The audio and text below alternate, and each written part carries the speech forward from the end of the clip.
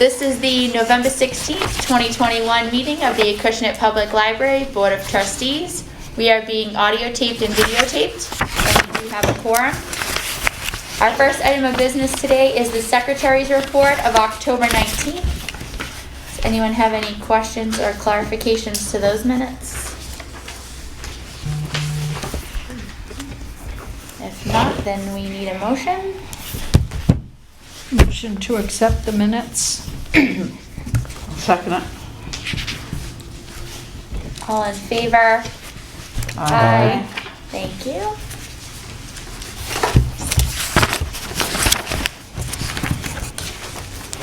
Next item is the budget. So not all that different looking from the last time we were together last month. This is when things sort of steady themselves out a little bit. So we're 35% spent out on the salary line, and I think you can tell by looking at all of those that we're right on track as expected with the salary line.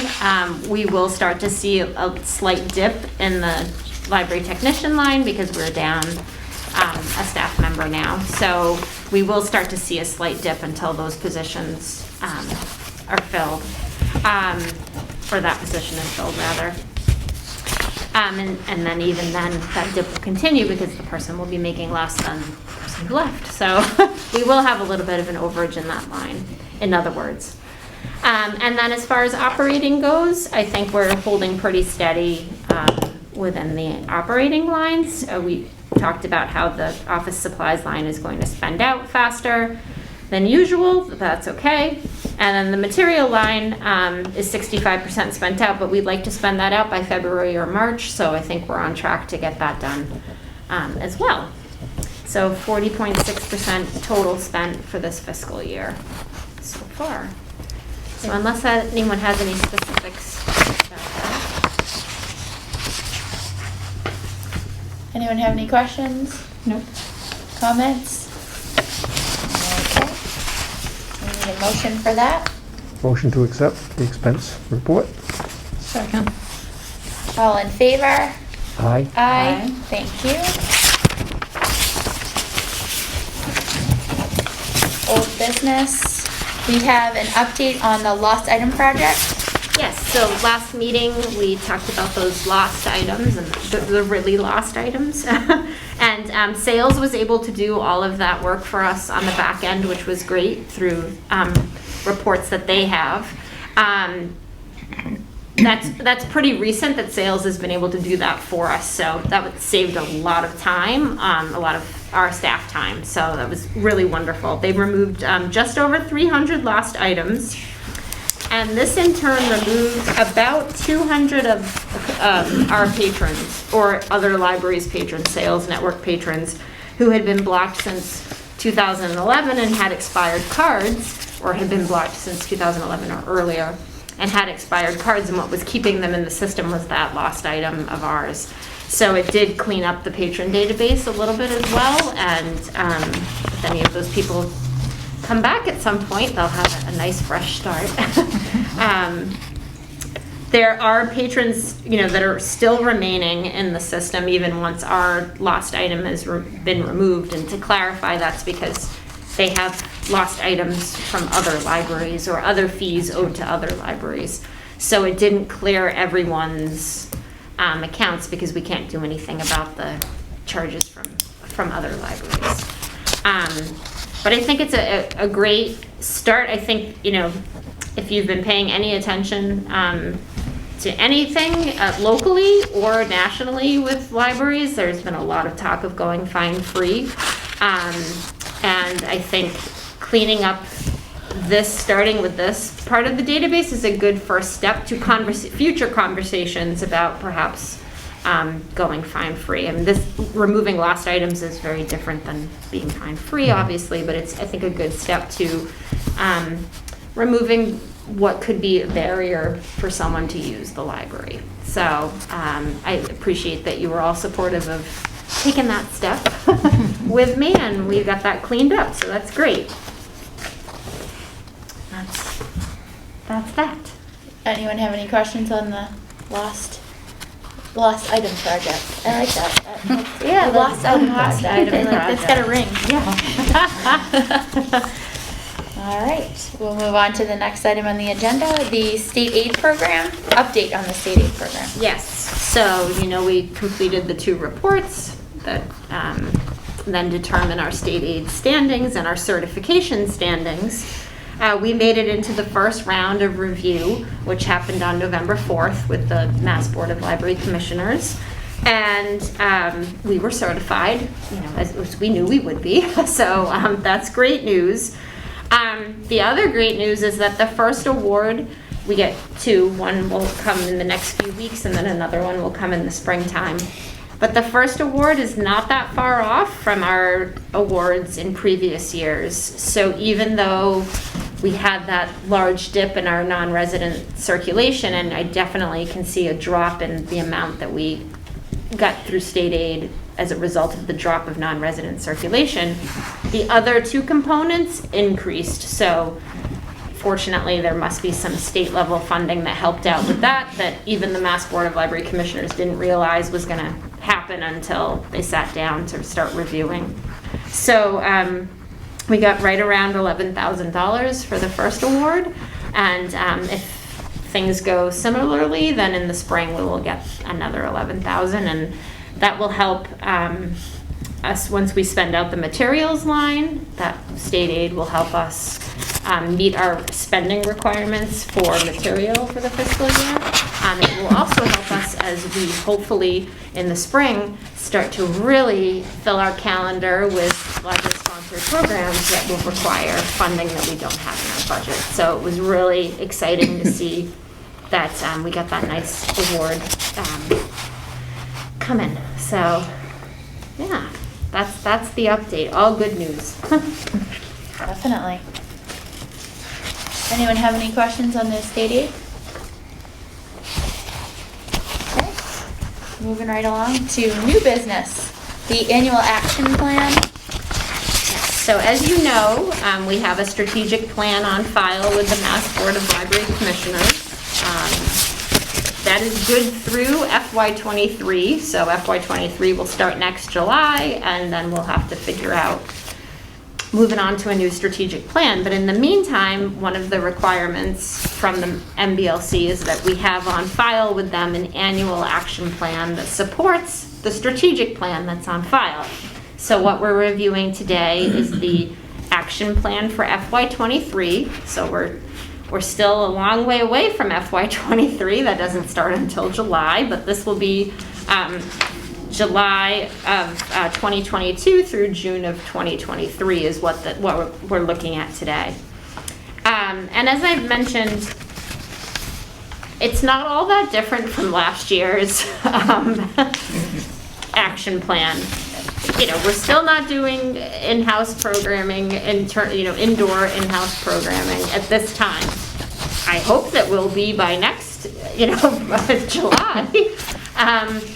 But there were things we didn't achieve the past 2 fiscal years because we weren't doing in-house programming, which is a large portion of this plan. So I've just sort of changed the dates and bumped it for next fiscal year, for FY23. And as we've talked about in the past, no one is grading this. The state just needs us to have it on file, but they're not checking up to see what we do or don't do. It's really just to help guide us through the strategic plan, so that we have some things that we're doing to achieve the goals we set out with the strategic plan. So again, I'm hoping you had a chance to take a look at it. I sometimes go through it, but I think in this case, because it's so similar to what was approved last year, unless you want me to, I don't think we have to go through it piece by piece. But I do think that, if everything turns out the way we're expecting it to, that I think we could have a lot of dedication to this in FY23 and really work hard to accomplish some of the things we set out to do 2 years ago that we haven't been able to do yet. And I think, in terms of, a big piece of it is, seeing increases in circulation and program attendance will obviously we saw a massive dip in both of those things, and now we're working back towards that. So to say we're increasing, 3% of our overall circulation, well, of course we are, because last year's numbers were so low. So it's almost like, what are you comparing it to? But that's what was written in the plan long before we knew about COVID, so we still have to follow that same, what's written in the original plan. But any questions about that, or things you would like me to add in or remove? I didn't see anything. I thought it looked right in line with where it should be. Excellent. Yeah, I mean, I think, I'm sure many people are in the same boat as we are, looking at this and saying, wow, we didn't do that yet, even though we thought we'd do it 2 years ago. Because, we've all been, for the past year and a half, everything's sort of been up in the air. But I think that, we can certainly really dedicate ourselves to following through with it in FY '23 and accomplishing a lot of it before we move on to the next strategic plan. Right. But now this will get turned in to the state by December 1st. If you approve it, someone will need to make a motion to approve it, and then it will get sent to the MBLC, and it'll be on file there. Needs to be there by December 1st, and if we then choose to apply for any grants through the state this year, that's like the key thing, is that you have to have this plan on file. So as long as, if that is something, an opportunity presents itself that we're able to apply for a grant, then we'll be halfway there with having this plan on file. Does anyone have any questions on the action plan? Comments? Nope. What's that? All right, then we need a motion. Motion to accept the action plan? Second it. All in favor? Aye. Aye. Thank you. Thanks.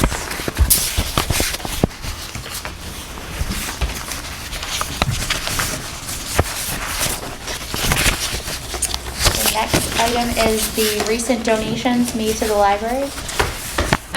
So we had a surprise a few weeks back. We received an envelope with a resident of Acushnet who passed away, had bequeathed $5,000 to the library in her will, which is not something you see every day. So her husband had passed away back in 2017, and he did the same thing, and which is, just amazing to me. So we are most appreciative, I think, to the late Mrs. Doris Gomes and her family for following through on her wishes. And there's no,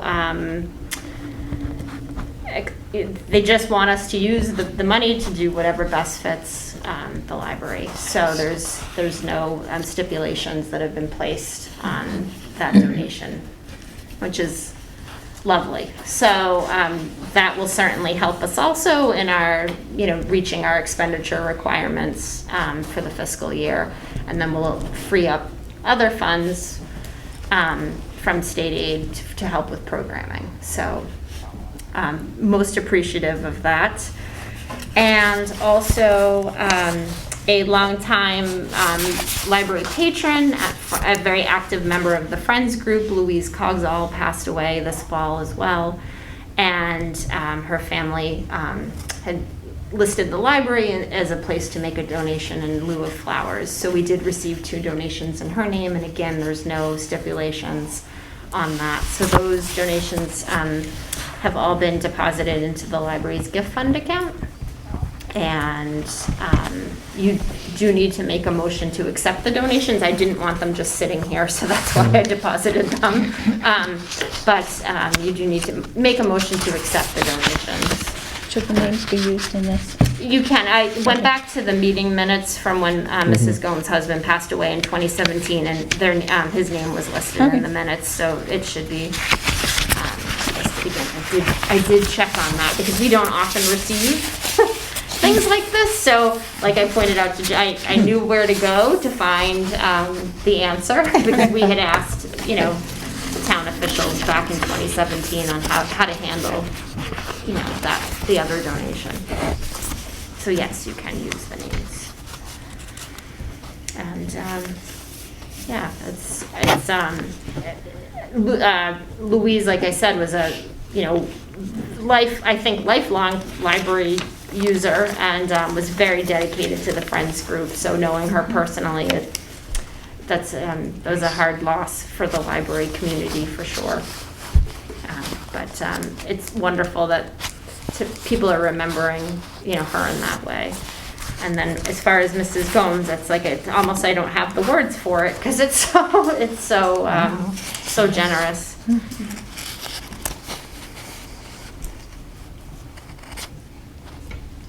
You want a motion? Yes. Yeah.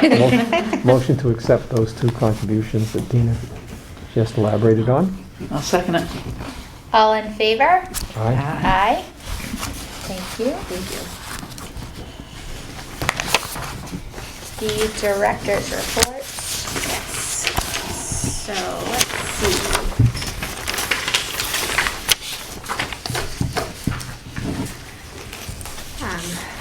I mentioned that we've posted the children's room assistant position in-house. We do have a current staff member who is interested in the position, so I'm sure by the next meeting I'll have more information for you on that. And that means we will need to fill that vacancy. So again, when we meet again, I'm sure I will have an update on that for you. I had mentioned at the last meeting that I've been attending PTO meetings, and I do definitely want to say I attended another one last night. I so appreciate that the PTO of the public schools, Christine Vardo, invited me to start attending PTO meetings. I was doing that through Zoom, but being there in person, there's a much larger group that goes in person, including teachers. And so I've been given the opportunity to talk with teachers directly about class visits, and that's been great. So like I mentioned, I've now coordinated with 2 third grade teachers for visits to their classrooms. I went to one last week and another one today, right before this meeting, as a matter of fact. We've issued between those 2 visits a total of, I think it's 26 new library cards.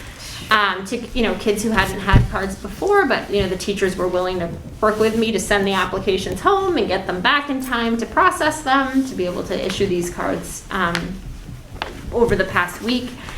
A lot of the kids who I met with last week came in throughout last week to borrow material. It was really exciting to see them coming in to use their new cards. And of course, when I left the school this afternoon, they were all saying that they were going home and then coming straight to the library. They were so enthusiastic. So it was so exciting to see that,